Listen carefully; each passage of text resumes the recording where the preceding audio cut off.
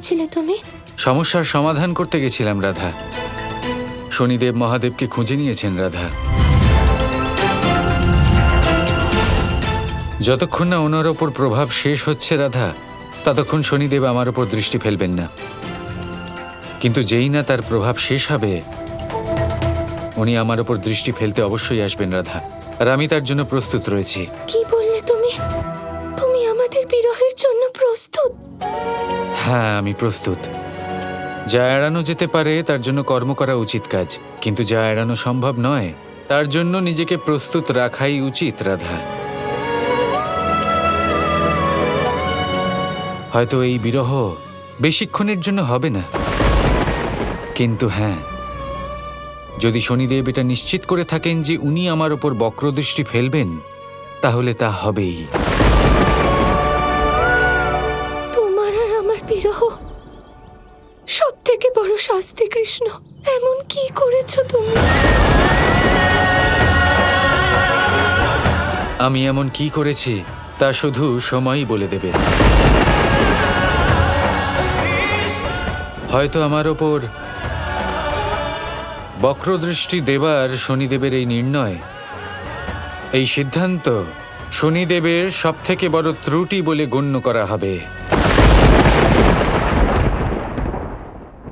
এবার মহাদেবের ওপর আমার দৃষ্টির সময় শেষ হতেই আমি আমার দৃষ্টি শ্রীকৃষ্ণের ওপর ফেলব। মহারাজের জয় হোক। যুবরাজ বনের মধ্যে কোথাও হারিয়ে গেছেন। কি? যাও, চতুর্দিকে যুবরাজের খোঁজ করো। এ কি অনর্থ হলো? আমি আপনাকে আশীর্বাদ করছি যে আপনার পুত্র যে কাজ করুক না কেন তাতে সে সাফল্য লাভ করবে। তথাস্তু। তাহলে ওই তপস্বী আমার পুত্রকে আশীর্বাদের পরিবর্তে অভিশাপ দিয়ে দেননি তো, যার পরিণামস্বরূপ আমার পুত্র বনে হারিয়ে গেল? সৈন্যগণ, এই মুহূর্তে গিয়ে ওই তপস্বীকে খুঁজে বার করে এখানে নিয়ে এসো।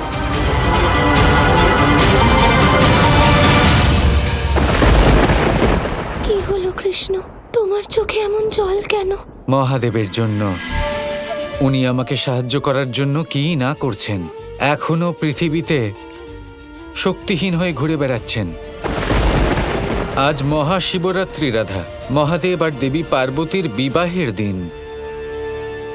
এই দিনেও শুধু আমাকে সাহায্য করার জন্য উনি দেবী পার্বতীর সাথে বিরহে রয়েছেন।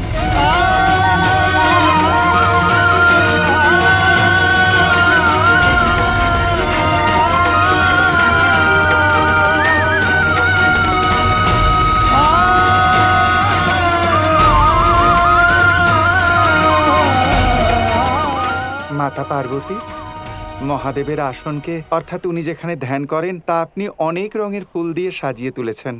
হ্যাঁ, এটা আমাদের বিবাহের উৎসব, মহাশিবরাত্রির। আর বিবাহ তো এক প্রকার ধ্যান, এমন ধ্যান যা স্বামী আর স্ত্রী একসাথে মিলে করেন। সেই জন্য এই আসনে আমি আর মহাদেব একসাথে বসে একসাথে ধ্যান করি। ঠিক বলেছেন মা। এবার বলুন মহাদেব কখন ফিরবেন? পুজোর আগে চলে আসবেন তো? নিশ্চয়ই আসবেন। এইবার শনিদেব ওনাকে খুঁজছেন। পরিস্থিতি কঠিন, কিন্তু আমার মহাদেবের উপর সম্পূর্ণ বিশ্বাস আছে। উনি নিশ্চয়ই আসবেন। আমাদের বিবাহের রাতে উনি আসবেন না, এটা উনি কিছুতেই হতে দেবেন না। আমি এখন এই প্রার্থনা করব, মহাদেব যেন এই লীলা তাড়াতাড়ি শেষ করে দেবী পার্বতীর কাছে পুনরায় ফিরে যান। এই বিষয়টাই তো আমায় চিন্তিত করছে রাধা, যে আজকের এমন বিশেষ দিনেও মহাদেব কৈলাসে পৌঁছতে পারবেন কিনা। এই শনিদেবের জন্য পালিয়ে পালিয়ে ক্লান্ত হয়ে গেলাম আমি। এই স্থান কিছুক্ষণ আরাম করার জন্য উপযুক্ত বলে মনে হচ্ছে, আর খিদেও পেয়েছে। দক্ষিণাতে পাওয়া তরমুজটা তাহলে এখন খাওয়া যাক। ওই দেখো, কাশীরাজের সৈনিকরা মহাদেবকে খুঁজে চলেছে। তুমি একজন তপস্বী বাবাকে দেখেছো যার হাতে দুটো তরমুজ ছিল?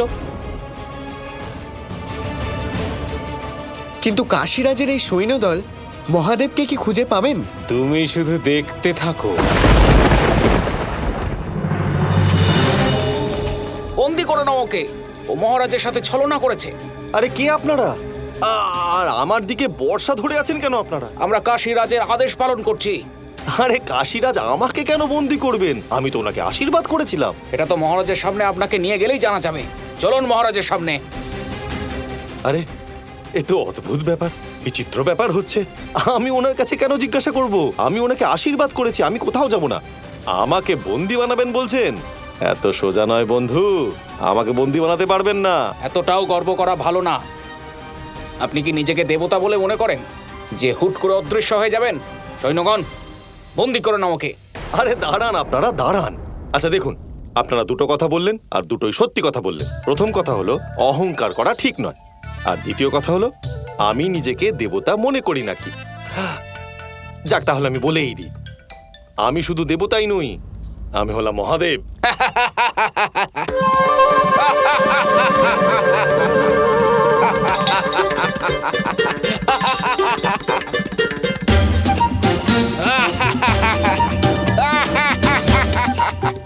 একে আমি অন্তর্ধান হতে পারছি না কেন? এ কি করে সম্ভব হতে পারে?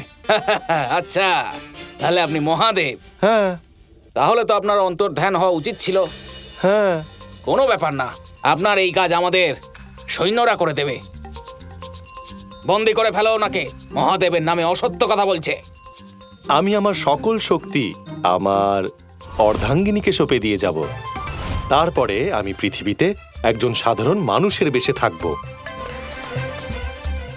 আমার তো এটা মনেই ছিল না যে আমি আমার সকল শক্তি দেবী পার্বতীকে সঁপে দিয়ে এসেছি। আরে আরে দাঁড়ান দাঁড়ান, আমাকে বন্দি করতে চান? তার আগে মহারাজকে তো জিজ্ঞাসা করুন। ওই তো মহারাজ দাঁড়িয়ে।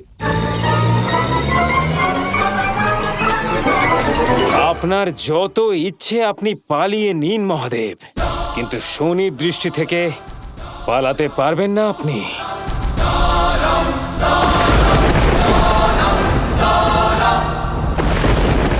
শনিদেব নিজের বক্রদৃষ্টি মহাদেবের ওপর ফেলেছেন, কিন্তু এখনো মহাদেব আমাকে সাহায্য করতে তৎপর হয়ে রয়েছেন।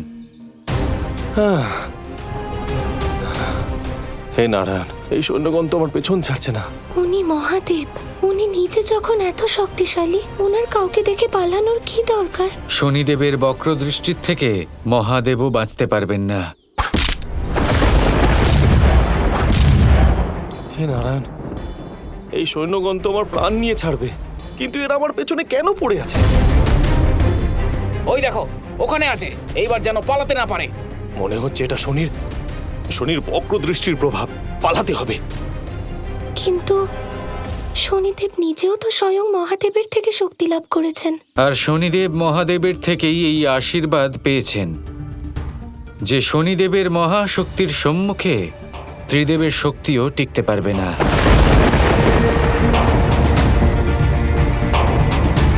তাহলে কি মহাদেব শনিদেবের সামনে অসহায়? যদি সত্যি কথা বলি রাধা, তাহলে শনিদেবের বক্রদৃষ্টির প্রভাব মহাদেবের ওপরেও পড়বে, আর এই প্রভাব পড়বেই। আর তারপরে শনিদেব আসবেন আমার ওপর নিজের বক্রদৃষ্টি ফেলতে। বাঁচলাম, এবার আর ধরতে পারবে না। কিন্তু এই সৈন্যগুলো আমার পেছনে কেন পড়ে আছে? নিশ্চয়ই শ্রীকৃষ্ণ কোনো মায়া রচনা করেছেন, না হলে সৈন্যদের আমাকে খুঁজে বের করার সামর্থ্য নেই। কিন্তু এবার আমি সুরক্ষিত আছি বলে মনে হচ্ছে। একটু বিশ্রাম করে নি। সৈনিকগণ, বন্দি বানিয়ে ফেলো ওনাকে। দেখো, এখন মহাদেব তো ধরা পড়তে পারেন না।